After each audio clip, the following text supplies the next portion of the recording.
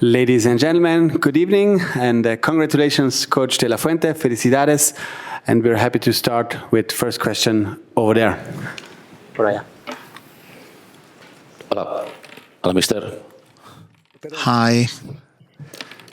Antonio Muela, Radio Nacional de España, en directo en Tablero Deportivo. Felicidades por la clasificación. Congratulations for qualifying for the final. De fe, un hombre de fe, pero no sé si... I know that you're a man of belief, but of faith, but I don't know if how you feel in your first Euro and beating Germany at home, and then the French national team with Mbappe. I don't know if you had so much faith in this team as to achieve this. Well, good night, good evening, and thank you for the congratulations. Well, I surely have faith per se, but I have plenty of faith in this team because my players are exemplary. Individually, they are fantastic, but they make the collective benefits of their individual qualities. So I have to keep the faith in this group of players because they always work for the common good. For the collective effort, they are very generous in their efforts and the work rate. This is just one more sign that this is an insatiable team, that they want to keep improving with spirits of sacrifice, and I have faith in them, and I'm proud to be able to direct these players. Enhorabuena, lo primero. Congratulations. I wanted to ask you if you know what Morata has, what kind of injury, if he's injured or not, and if the whole of the country is seeing what you have been seeing for many months or even many years. Well, as for Alvaro, we're going to wait until tomorrow. We don't think it's anything. But I think it was during the celebration, of course, and it was something, his leg hurts, but we think he's going to be okay. And as for what you just said about what the whole of the country is seeing it, I think it's something that we can all reflect upon. You know, I accept criticism. I always did accept them. I think I'm a bit of an expert in assimilating criticism, but I want you to know that this may surprise you more than it surprises us, because we knew the possibilities that we had, these raw materials that we had. I know these footballers, and I make my decisions based on how much I know these footballers. It's not out of a whim. You know, you've been asking for this player or this other player when you don't know the history behind each and every one of them. We do know, me and the technical staff, and I know my players can give much more, and they can improve and be even better, and I'm pretty sure that we will. You want to be you want to defend your team, right? The whole time. Football. Do you think that football in the end gives a prize to the most attractive proposal, the most attractive football? Not always, but you need to believe in it. You need to give.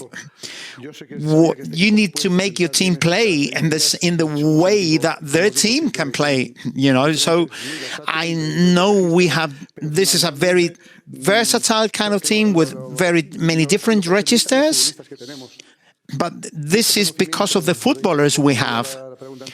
Of course, knowing them, knowing the footballers as we know them so well, that gives us the chance to play them in different ways, have different registers with different footballers who would bring in different things on the pitch. And that's exactly what we try to do. But our idea of football is based on our self-assurance. And this is what we want to play. We want to play to our strengths. I think I know that we are able to play great football. We've seen it throughout the tournament. Thomas Ganoy from Deutsche Welle. Congratulations, first of all. I just wanted to ask about... Good evening. Okay. Congrats.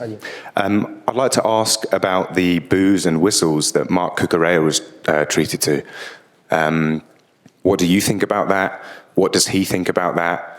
And will that change your reflections on Germany as a host country in any way? Thank you.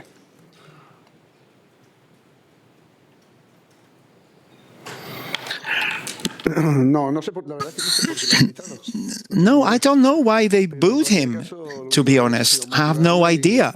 But the only thing that they did was to motivate him. He's a great professional, a really mature player, and he knew how to overcome the pressure.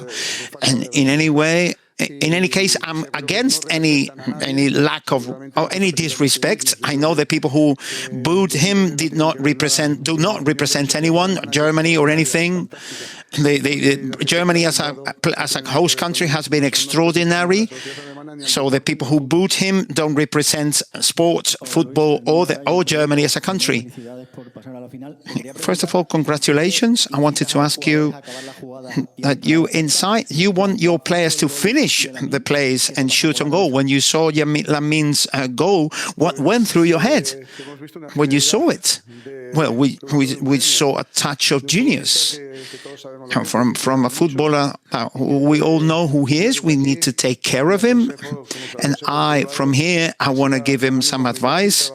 Same way that I do it in private. I would like him to work with the same humility, keep his feet on the ground in order to keep improving, learning with the same kind of attitude and that professionality, that maturity that he shows on the pitch.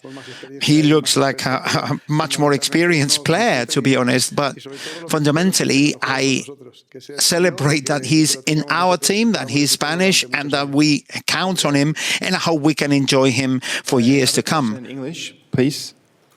Good evening, Pascal Jochum. Maybe you could say a few words about Dani Olmo. He has not been a starter at the beginning of the Euros, but now he has really developed into a key player, scored again for you tonight. So how do you see his development and what has his strengths? What can he bring to your team?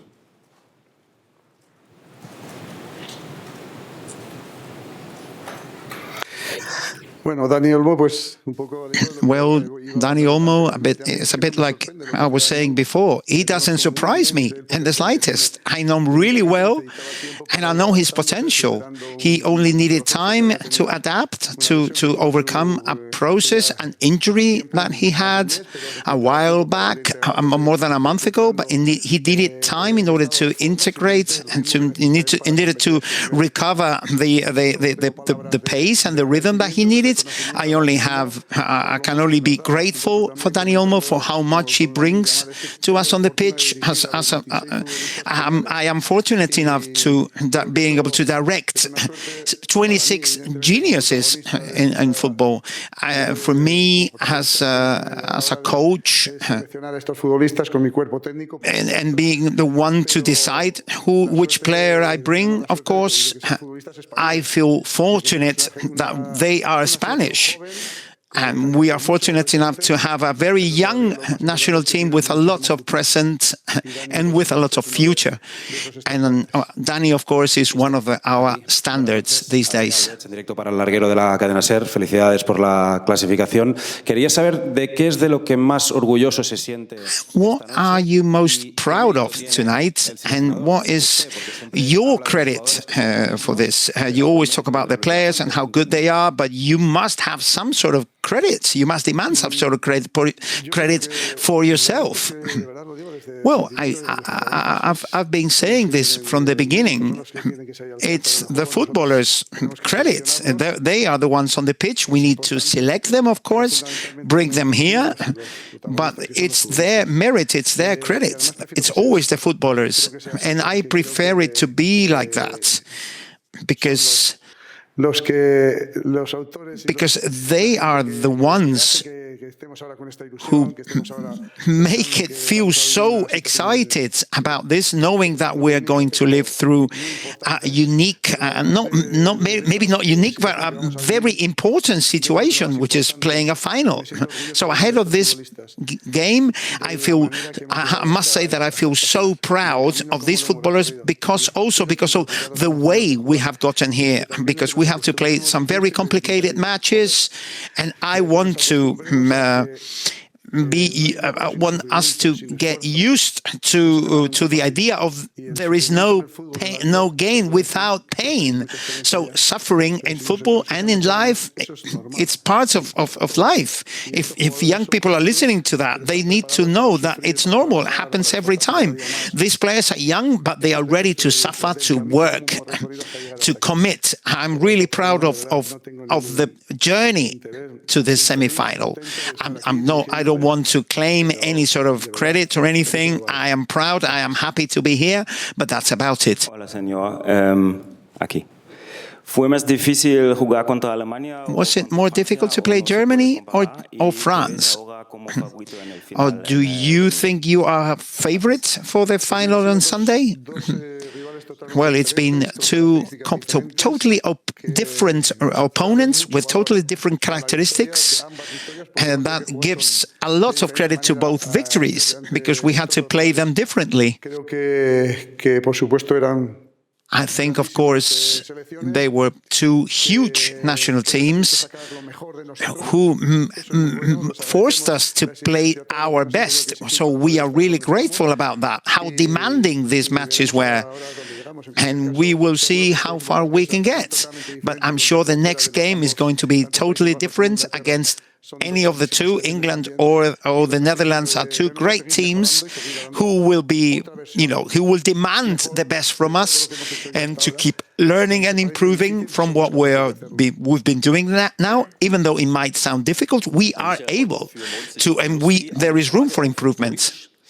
Was haben Sie nach dem frühen Gegentor gedacht? Gab es doch irgendwas, was Sie Ihrer Mannschaft mitgeben konnten? After you conceded the goal, could you say anything to your team before they turned around the match? Did you say anything?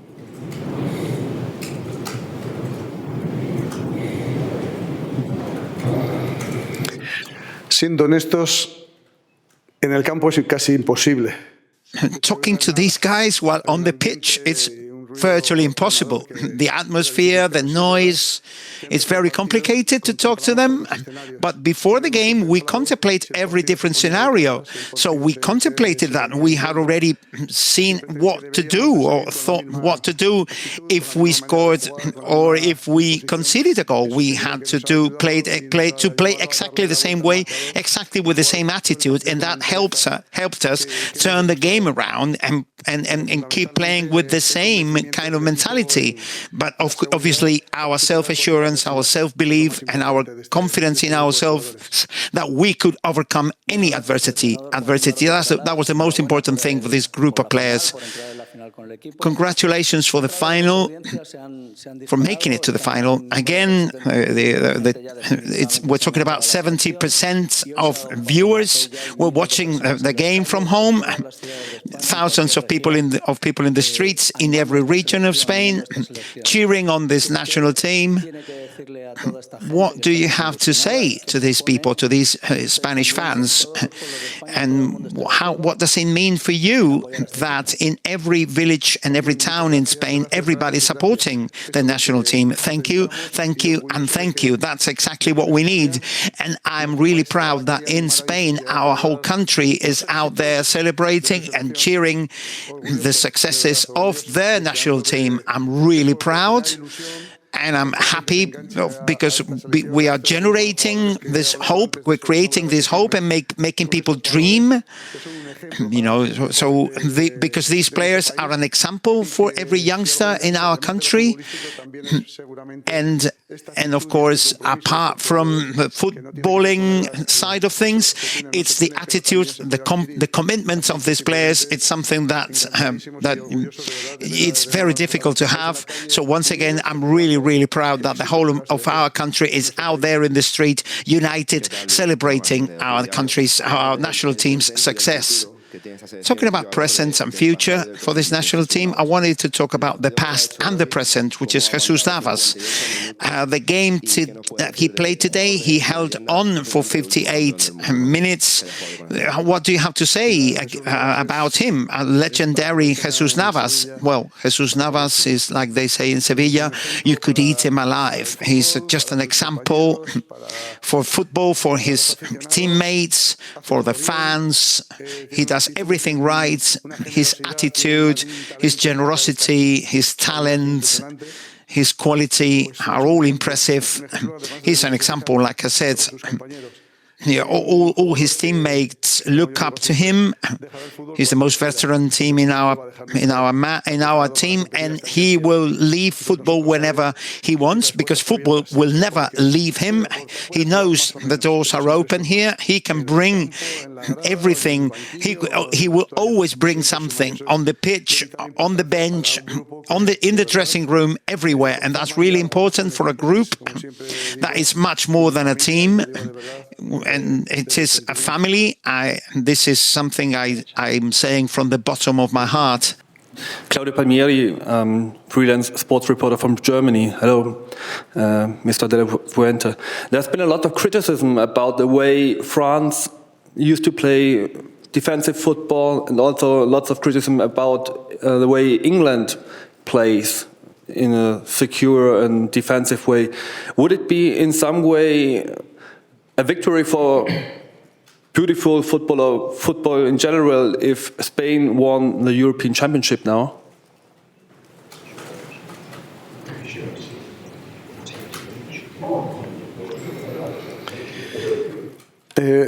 Nosotros lo que tratamos es de...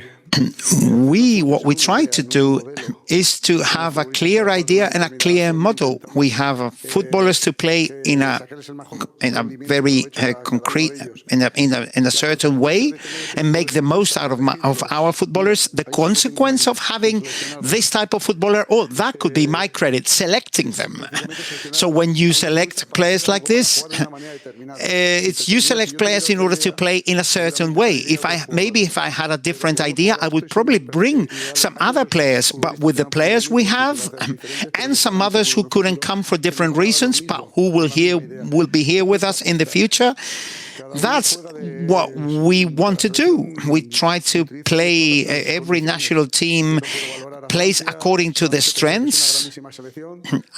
France is a great national team, the same as England, but we need to value our behavior and our performance, which has been exceptional up until now. But whatever happens on Sunday, we are always going to be faithful to an idea, to a philosophy, no matter what the result is, because we want to achieve our results, but through a very specific journey, which has, with my players, have been able to carry out so well.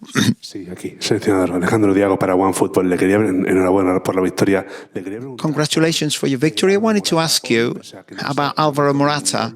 Today, despite not scoring, he played a terrific game. He went everywhere. He was the first defender. So you have always praised him in public. You've always protected him when things were not going his way. What is your opinion of Alvaro Morata in this particular version of him showing so much generosity with his teammates? Alvaro Morata always does that. He's an example. As a captain, it's the best captain we could have. We have different teammates who will act as a captain when he's not on the pitch, but they always want him to be there. He's generous, has an exceptional work rate. He does something that we always need, and he does it fantastically.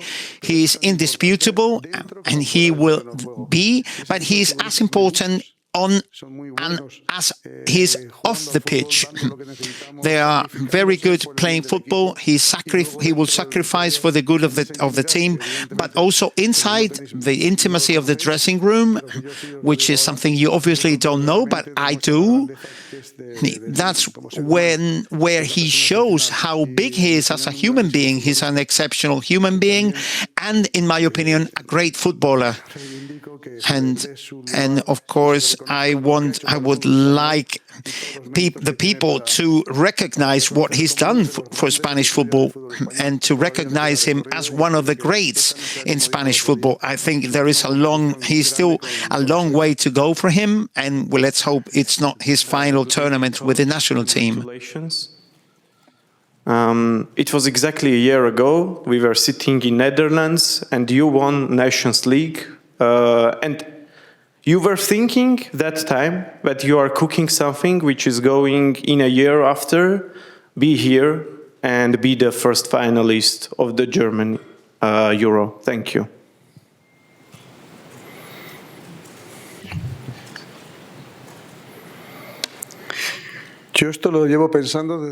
Well, I've been thinking about this from the next day that I was appointed national coach, because I know my footballers really well. I know really well what I could do with them, and I knew that we only needed time in order to put into practice what we've been showing so far. So I'm not surprised. I insist. I know them really well. I know their potential. Unfortunately, we have different chances of playing with different footballers who have been coming and who will come into the team when we deem fit and when they're healthy. But this has been cooking, like you said, from the 1 minute after I was appointed national team. It's a process. It's a long process, but we had in mind what kind of decisions we were going to make. For the final, and in a few minutes we will continue with the player of the match.